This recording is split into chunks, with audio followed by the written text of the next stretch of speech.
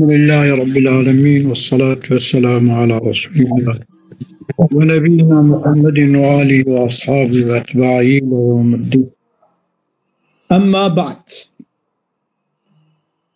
الفصل 21 فصل بوكي يطبي وهم وتنبيه. فداتكي وهم كي yanlışı ki heye bir de işyarkların alı serve yanlışı kurasitliği için. أو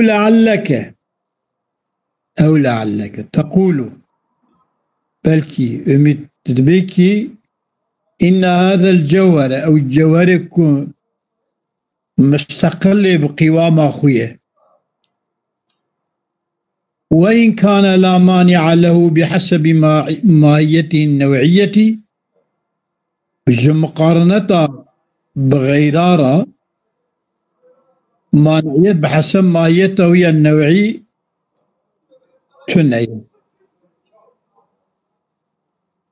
أما فله مانع جوي جوهركم مستقل بقوامه وياه مستقل بقوامه خو طب قرباني زاني معنوي چیه؟ يعني بسري خو يا او بخو هيا كل بيايه او بسري خو يا نقري دايه بتشكي ويا اوصى يعني احتياجي بالكشيفة نينا. بله دبيكي وإن كان لا مانع له بحسب ماهية النوعية فله يجري جوهر راج مقارنة مانع بحسب شخصيته التي بحسب شخصيته ينفصل منفصل بأد جوهر بها بوي شخصيته منفصل عن المرتسم من معناه. مرتسم معنى الجوهري ده مرتسم معنى الجوهري ده هي منفصل به في قوة عاقلة تعقيل منفصل به بقوة عاقلة وتعاقلوي منفصل دكه. çünkü ev vakta kubbe şahsiyet avan بشخصيت را gere مخصوص بتام بين عسكرني يعني شخصيت اوي رنگی وی kimlikî wî her tiştê wî hûgetayî bêfam kirinê. Ev yani jî duê gavê de ji teaqula pêra engel e. مقارنة بجوهر مستقل ببا pêra vijara engel e. Çünkü ev cevherî wî ew şahsiyeta wî محسوسه أو محسوسيته تعاقل رانجل. أقول أدبم لما يستدل بصحة مقارنة ماهية الجوهر العاقل لسائر المعقولات عند كونها قائمة معها بقوة عاقلة تعقلها على صحة مقارنتها عند كونها قائمة بذاته. أدبم كي لما يستدل مصنف دليل آني بصحة مقارنة ماهية الجوهر العاقل لسائر المعقولات. ماهية الجوهر عاقل تام ماهية وي لسائر المعقولات مقارنة وي إن كونها قائمة معها. وقتاكو أف سائر المعقولات وقتاكو قائمة بماهية الجوهر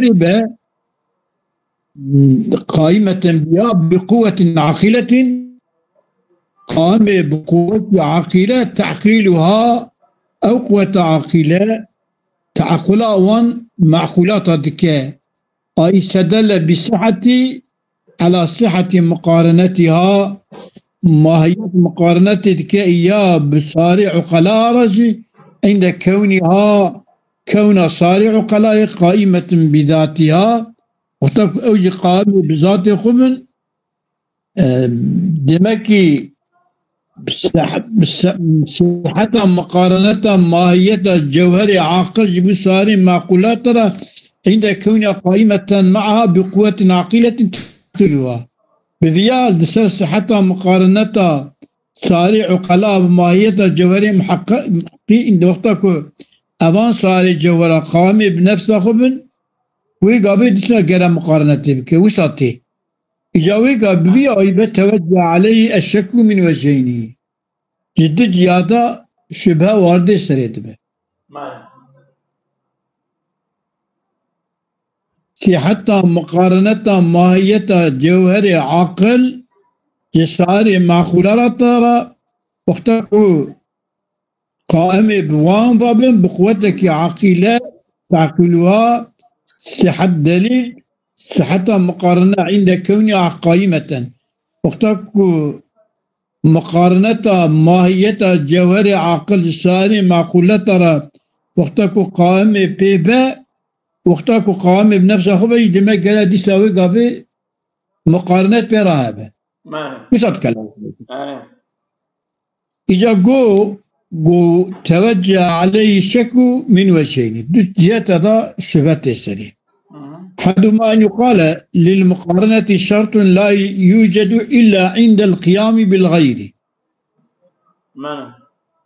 مقارنة شرطك مقارنة هي أو مقارنات أو شرط موجود نابه إلا وقتك قائمة بغير كي مقارنة يا شرطك مقارنة بغيرها إلا عند القيام بالغير به أبي أشوفك تسري وقتك دمنا قائمة بغيرها دم مقارنة تنيه وثاني شكا دي هذا أن يقال لها مانع يوجد عند القيام بالذات وقتك قائم بالذات بمانع تعقل مقارنتها بغيرها مانعية كم قائم بذات يا خويا إيجابكم خلقها بنينة أن يقال لها كبير لها مانع جذيق مقارنتها انجل كي هي يوجد عند القيام بالذات وقت القيام بالذات مانعك هي قيامها ويا بالذات مقارنتها بغيرها انجل فإن هذين الاحتمالين احتمال مقارنة الشرط هبه أو شيء شرطي وقرا قائمة بغيرها به إيدو ديا وبيقوتن مقارنة ترى مانعك هي وقتها قائمة بخبه شرطي قيامه بغيرها به مقارنة ترى شرطي وشيء قائمة بغيرها به أبيا شرطه ديمك جميع شرطي تفهم كرنك وقتها قائمة بذات خبه ويقال قيام مقارنتها بغيرها تنيه يبقى بون دشبها تسري جماعة دي كيجا فإن هذين الاحتمالين وهدو احتمال احتمالك بشرطي قيامها بغيرها واحتمالك قائمة بنفسها خبها قائمة بذات خبها أفندم قائم بوي قافي معنى عجبت شرس ببو مقارنتها أمانا يجبان اختصاص وجوب المقارنة بإحدى الحالتين دون الأخرى دبك يكون مقارنات قرب يكيرها يعني يا حالتي كتبه حالتي مقارنة بغيرها بحالتي برنجشي شيء أبو لا يوجد أثناء المقارنة الشرط لا يوجد إلا عند القيام بالغير عند القيام بالغير بقرة يجي قام ذاته عند القيام بالذاتية كذا فهدي يكبه يعني يا ابوي بيا ابوي بهدي بهبره نوبه يعني يا قامي بغيرابه هي مقارنات ويا قامي بذاته بقرا مقارنات ديجا كي جابه ابش لكن لما كانت الماهية عند ارتسامها في العقل مجردة عن اللواعق الشخصية وقتك ماهية عند ارتسامها في العقل وقتك ماهية وطرافة عقل مرضى جيد به لكن الماهية عين مجردة عن اللواحق الشخصية، مجردة، لكن لما كانت الماهية مجردة عن اللواحق الشخصية وقت ارتفاع غير هذا اللواحق الشخصية بالاية. وعند قيامها بذاتي وقتك قامة بذاتهما ممكنة الاقتران بها، يعني ممكن اقترانها باللواحق الشخصية. وقابل أوهاب لما كأوهاب لم يحتمل لحوق شيء بها إلا عند القيام بالذات. وقابل احتمالك شيء كي لحق بنابه إلا وقتك قامة بذات به. إذا قامة بذاته بيت لحق به. جاء تقول مقارنة بغيرها قال شبه قال قيامه بغيرها مقارنة بغيرها. وكتب بيجي عند قيامها بذاتي ممكنة الاقتران بها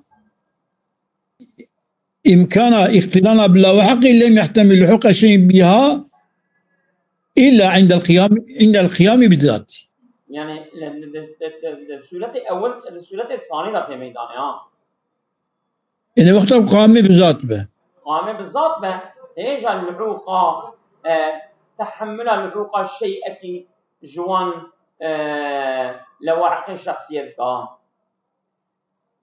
ولأجل ذلك جبوك وجود مقارنة بيك حالتين بيكي بيك أختك ماهية عند إرسام فاق مجرة عن لواقع الشخصية وعند قيام ممكنة الاقتران بها لم يحتمل لحوق شيء بها إلا عند القيام بذاته به.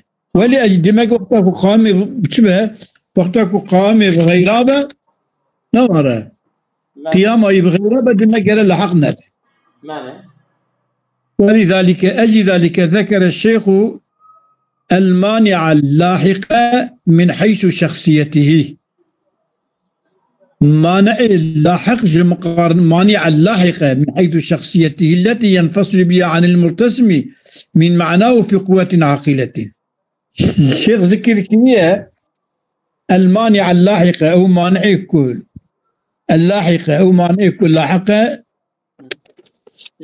مانع بمقارنتها لاحق لحوق من حيث شخصيته التي تحسس شخصية الجوهري التي ينفصل بها ومنفصل بالجوهر بها بوي شخصيته منفصل عن مرتسم من معناه في قوة عقيلته. جئكم مرتسم دمانا خويا دقوة عقيلته ده دقوة عقيلة ده يعني بوان لواحق الشخصية سيدان بوان لواحق الشخصية جوهر منفصل به بمعنى خوش باشقى قوة عقيلة. يعني مثلا مجر قوة عقيلة جوهرة نوصى أو جوهري كماهية قوي ده عقل إنسان ده مرتسم ده بوان لواحقة مثلا مجر صورة وتشكو طبائق وجيرات شيء من أو قوة عقيلة جباشقة قوة عقيلة دني دقتها. يعني نجوى لواحقة به نجوى لواحقة به جل ناقة دبي. ولذلك ذكر الشيخ المانع اللاحقة ذكر معنى اللاحق من حيث شخصيته شخصيته معنى التي ينفصل بها أنا جوهري أو جوهري التي ينفصل بها أو شخصيته جوهرك منفصل بها بوي شخصيته عن المرتسم من معناه مرتسم معناه في قوة عاقلته جاء المشتبه المشتبه بل فإن المرتسم فيه هو النفس الماهية المجردة عن جميع اللواحق الغريبة لا بكونها قوة صورة عقلية لا باعتبار كونها صورة عاقلة لا باعتبار كونها صورة عقلية. مرتسم هو النفس المرتسم فيه النفس الماهية المجردة عن جميع اللواحق الغريبة لا باعتبار كونها سورة عقلية سورة عقلية، بل باعتبار كونها تعقلا لأمر خارجي. نفس ماهيتك مجرد لواحقها لا باعتبار سورة عقلية، باعتبار أمر كونها تعقلا لأمر خارجي. وقد مر الفرق بينما سورة عقلية والتعقل أمر خارجي، فرق ما بينهما ضرب الصبيح. سورة عقلية أو يتجار مادة بمادرة ناي تعقل كرني بمادرة جي جمع نابه. أما بحسب كونها تعقلا لأمر خارجي، تعقلها أمر خارجي را أو يا بمعقولات را تجمع كرني تعقلها أمر شو أوش تعقلها أمر خارجي لنا التعقلها تعقلها أمر خارجي نابه أمر خارجي كي. وقد مر الفرق بينهما تعقل أمر خارجي سورة عقلية، يعني ذات دي سورة عقلية أمر خارجي ب تعقل أمر خارجي تعقل أمر خارجي جبونا مقارن بك بسورة عقلية را انقلنا كمكي مادننا والأشخاص إنما تنفصل عن الماهية النوعية بزوائد تنضاف إليها أشخاص مثل علي ولي أحمد إنما تنفصل عن الماهية النوعية قتن ماهية النوعية بزوائد تنضاف إليها فلان كاش فلان دري نافية دريجة كنا دريجة أوان زوائد كتين إلى وكر إنسان ماهيته.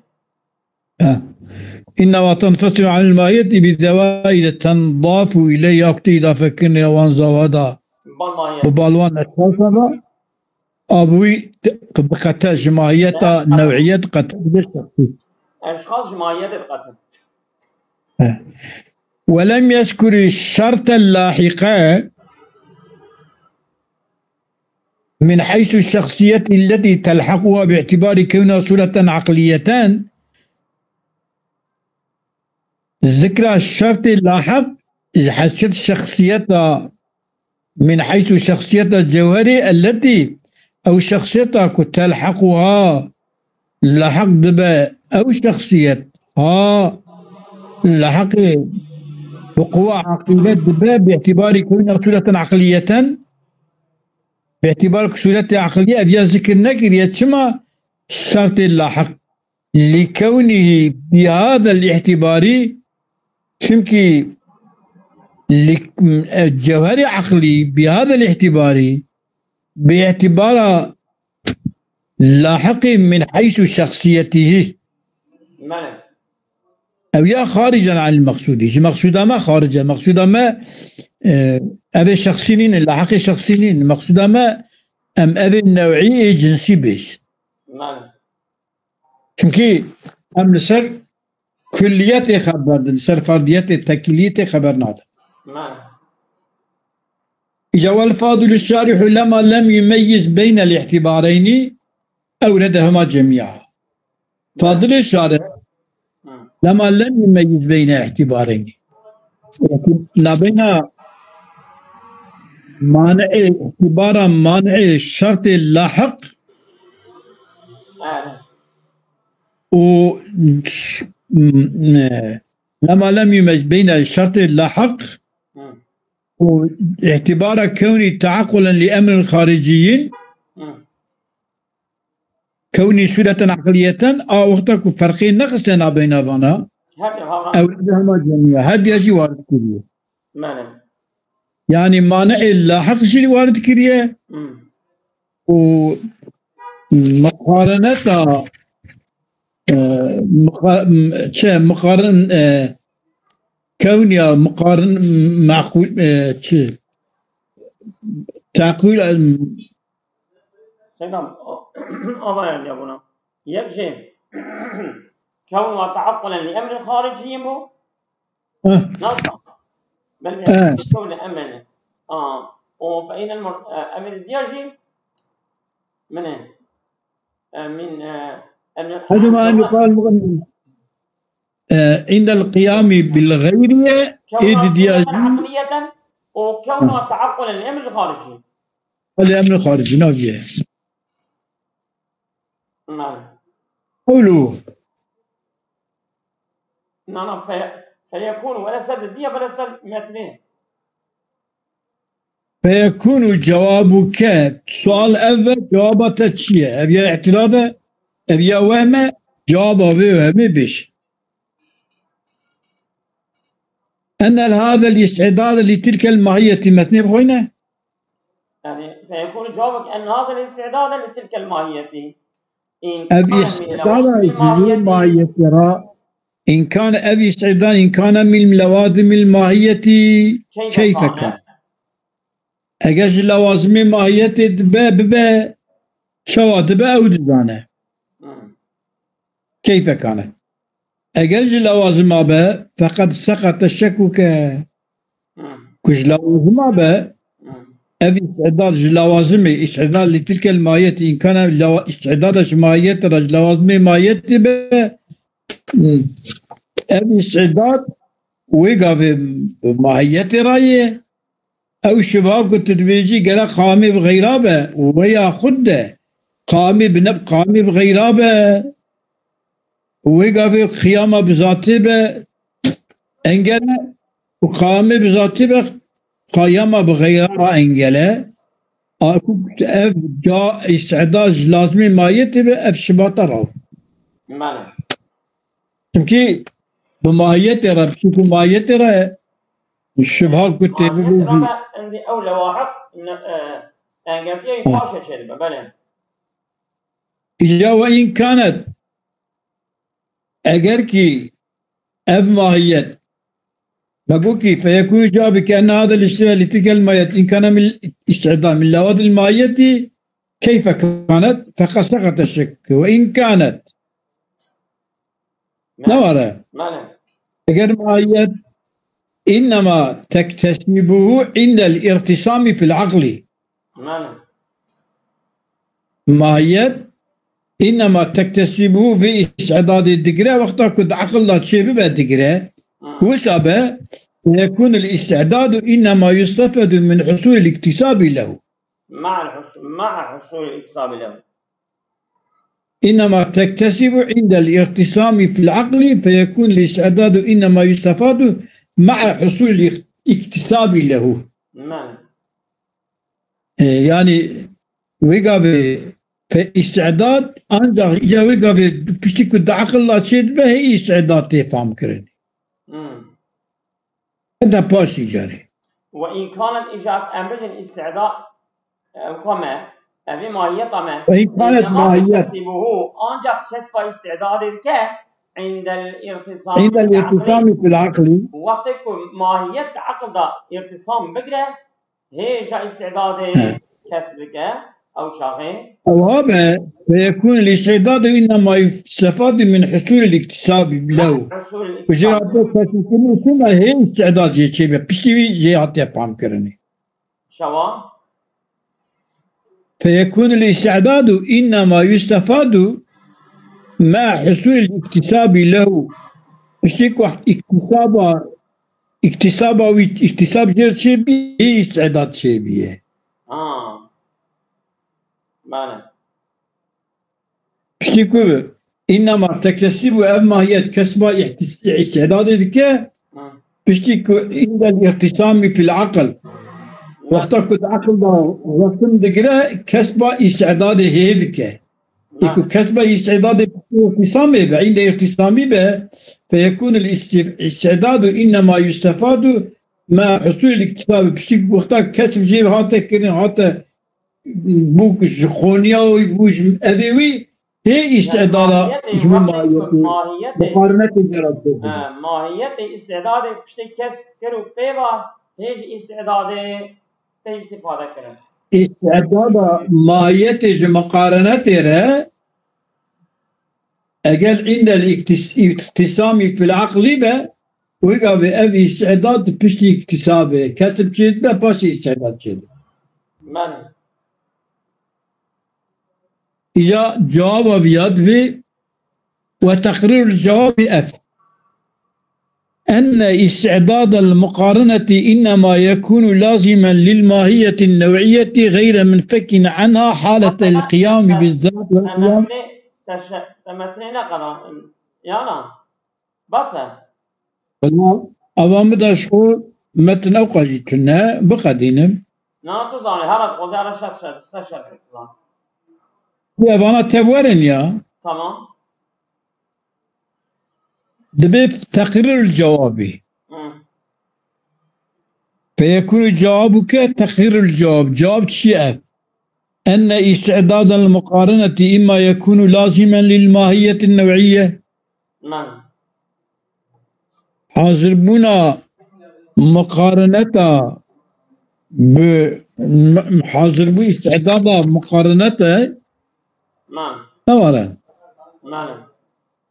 من استعداد مقارنة من إما أن يكون لازما الاستعداد لازم ماهية النوعية غير منفك عنها حالة القيام بذات أو القيام بالقوة العاقلة حالة القيام بالذات والقيام بقوة عاقلة به لازم ماهية يا ناقته إما أف وإما أن لا يكون لازم لا لازم ماهيته إنما يحصل عند القيام بالقوة العاقلة استعداد ما لا يكون لازما إيبك يكون لازما بل إنما يحصل استعداد عند القيام بالقوة العاقلة فقط وقتك قائم بقوة عاقلة هي يقع في استعداد لازم دبه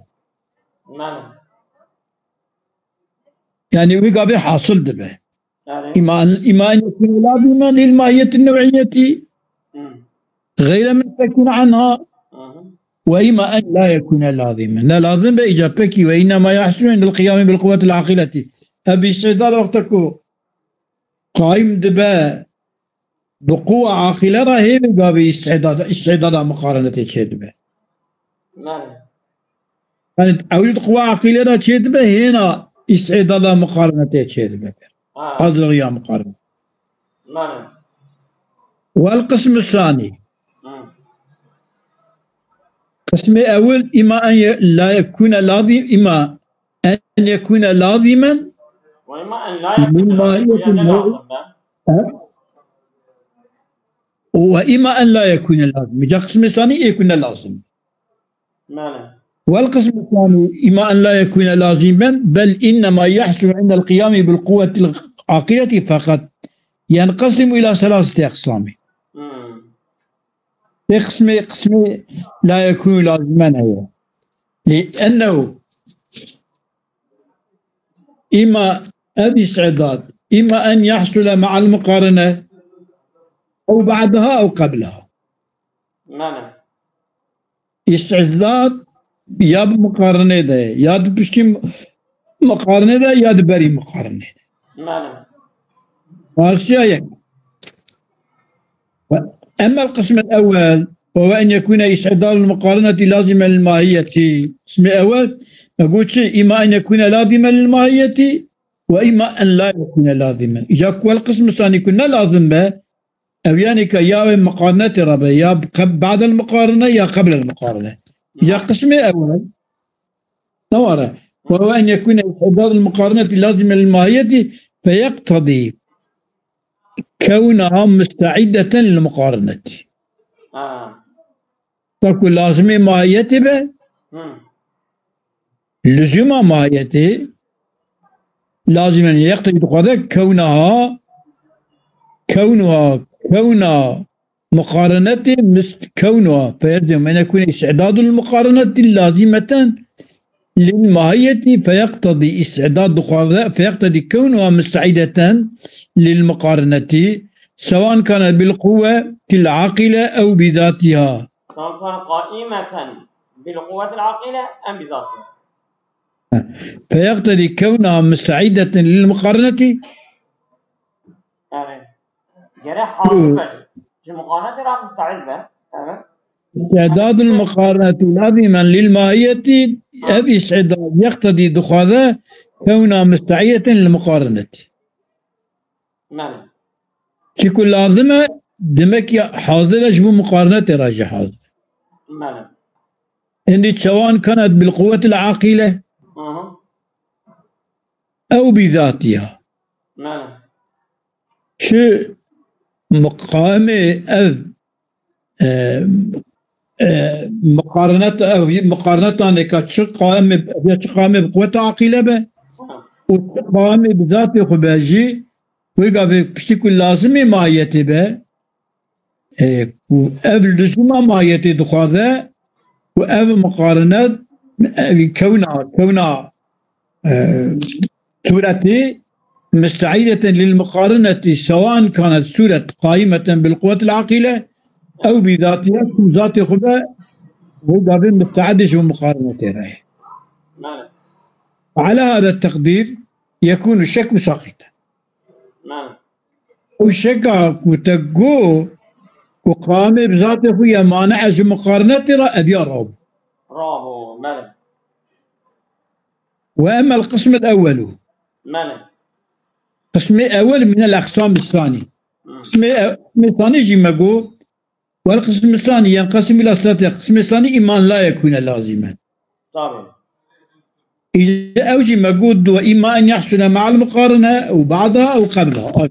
خلاص.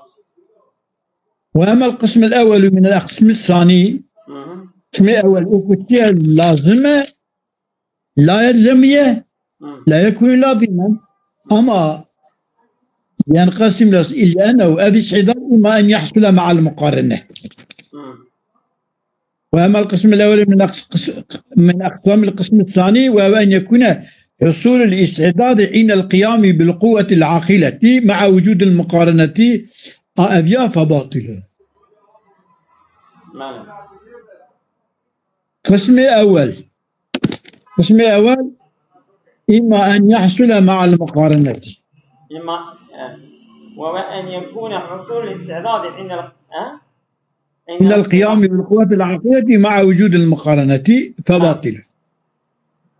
هي باطلة. كما لأن الشيء يجب أن يستعيد أولا لصفة ثم تحصل له تلك الصفة. ماله. تش جرى أولي حاضر بجح وتش حاضر رياوية وحاضر بجو تشكي جرى شيء به. تشكي كنت نبات تشيرات شيء تبن. نعم. هذه كنت تقولي لا يكون لازما.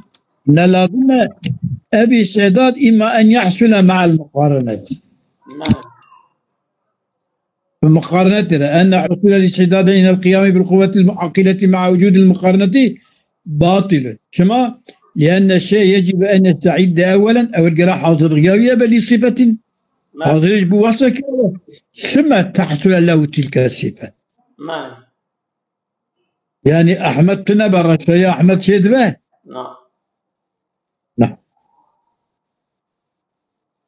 فلا يمكن أن تحصل صفة ويستعد معها لحصولها. إمكان نابك صفة حاصل بها صفة حاصل بها وحاضر بها يستعد معها وحاضر بها استعداد صفة تقل صفته لحصولها كبر حصولها مقارنة بصنعه. ولا يمكن أن تحصل صفة حاصل بها ويستعد شيء حاضر به مع صفته لحصولها بحصولها صفته أو صنعه. يعني جرى عودها باش صفة جرى به يعني كتبي بلا صفة باش ببزل أو صنعه. صفة الشيء باشي بشيء بناظر حاولي قال الشيء هبه راست يعني صفات هبه بلا شيء شيء ببضا بزلقة تشتي صوت نعم لأن شيء يجب أن يستعد أولا لصفة السمة تحصل له تلك الصفة أو ينابه ولا يمكن أن تحصل الصفة ويستعد معها لحصولها وحاضر هو مقارنته بحصولها صفة رأس الناب نعم اللهم إذا كان الاستعداد لصفة أخرى غير الصفة الحاصلة إجا من صفة كدرا حاضر كريه إجا هي في سيدتي هي بيبا نذا لقيه ذاتي أذياه بيبا نذا لقيه وكي يصاب بيجي باشي بيبا نذا لقيه تبين نعم كالاستعداد للمعقولات الثواني معلوم معقولات أولى أنا معقولات الثواني أنا يعني الذي استعداد المعقولات الثانية الذي أو استعداد يحصل بعد حصول المعقولات الأولية نعم تشتي معقولات أول حاصل بوشندا صلاة معقولات دي يعني أجاك مثلا صفة يجري قسمي به نعم يعني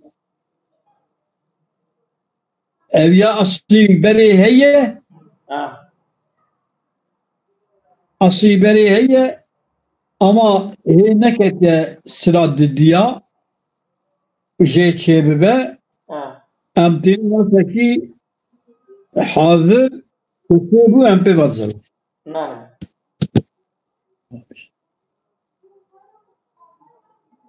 وأما القسم الثاني منها نبصر من سيدنا أما قوله إن هذا الاستعداد لتلك الماهية تمام نعم وأما القسم الثاني منها فهو إما أن يكون لازمة كيف لازمة إما أن يحصل مع المقارنة أو بعدها تمام الثاني من جماع السياق وهو أن يكون حصول الاستعداد بعد وجود المقارنة فباطل أيضا أوش باطل نعم طبعا ما لامتناع حصول صفة لموصوف غير مستعد لحصولها تمام صفات كيش موصوف في ربنا أو موصوف نحاضر جوي صفة راي تمام أوش خشة وأما القسم الثالث معنى وقبل هذا استعداد أن يحصل مع المقارنة بعد المقارنة قبل المقارنة تمام وأما القسم الثالث هو أن يكون حصول الاستعداد قبل وجود المقارنة معنى أبيس فيقتضي في هذا الموضوع أن يكون ذلك الاستعداد بحسب الماهية أيضا أن يكون حصول الاستعداد قبل وجود المقارنة به فيقتضي في هذا الموضوع الحصول قبل المقارنة الحصول استعداد قبل المقارنة دخازات فيدردا أن يكون ذلك الاستعداد بحسب الماهية أيضا استعداد لقوري ماهيته بقى كما في القسم الأولي كما القسم الأول كل لازم استعداد بماهيته رابو كذا أدفت الاستعداد بماهيته رابو وذلك يسأدب لأن الماهية قبل المقارنة إنما تكون مجردة عن اللواحق الغريبة لكونها معقولة فلا يكون هناك شيء يفيد هذا الاستعداد يفيدها إلا عبارة أفكاري وخوانيها نعم سيدنا هو عبارة أفكاري وخوانيها يقتضي هذا الموضوع أن يكون ذلك الاستعداد بحسب الماهية أيضا كما كان في القسم الأول وذلك لأن الماهية قبل المقارنة إنما تكون مجردة عن اللوائح الخارجية غريبة إنما تكون مجرد عن اللواحق الغريبة لكونها معقولة. إنما تكون مجرد عن اللواحق الغريبة لكونها معقولة كوسبب فلا يكون هناك شيء يفيد ماله فلا يكون شيئا سألتكم خوري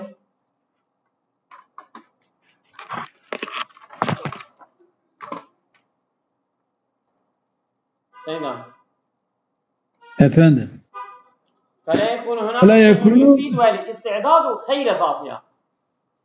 فلا يكون هناك شيء يفيدها الاستعداد تمام غير ذاتها. تمام. وحينئذ يسقط الشك أيضا ونرجو إلى المتن. تمام. أسابق الله خير. وذلك مساعدة كأنبياء تمام بكن. لا بيشن. القسم الثاني أن يكون حصول الاستعداد قبل وجود المقارنة. استعداد هي مقارنتنا، فيقتضي في هذا الموضوع أن يكون ذلك الاستعداد بحسب الماهية أيضا سواء كما كان في القسم الأولي. القسم الأولي سواء حسب ماهيته أجب حسب ماهيته، وذلك برد حسب ماهيته لأن الماهية قبل المقارنة إنما تكون مجردة عن اللواحق الغريبة كما مجردة لكونها معقولة. تمكين معقولة فلا يكون هناك شيء يفيدها الاستعداد. فلا يكون هناك شيء يفيدها فائدة يفيدها الاستعداد غير ذاتها. يعني أمي فائدة استعداد بدأ غير الذات يبقى تشكيلينها أو فائدة استعداد ده غير ذات ما يبقى تشكيلينها. يعني وحينئذ ويقع في بجي يسقط الشك. ليس الشك رادبات يجب استعداد الرأي يعني ماهية الرأي. ماله شكو ماهية الرأي أفنم تقول بو لوازمي ماهيتك وبو لازمي ماهيتي عندي شب أو كرابة شب مقارنتاوي بريد الهداهي ماله استعداد بري مقارنتي بجداهي بشكل لازم ماهية جماهيتنا. ماله أصابكم الله خيرا كثيرا.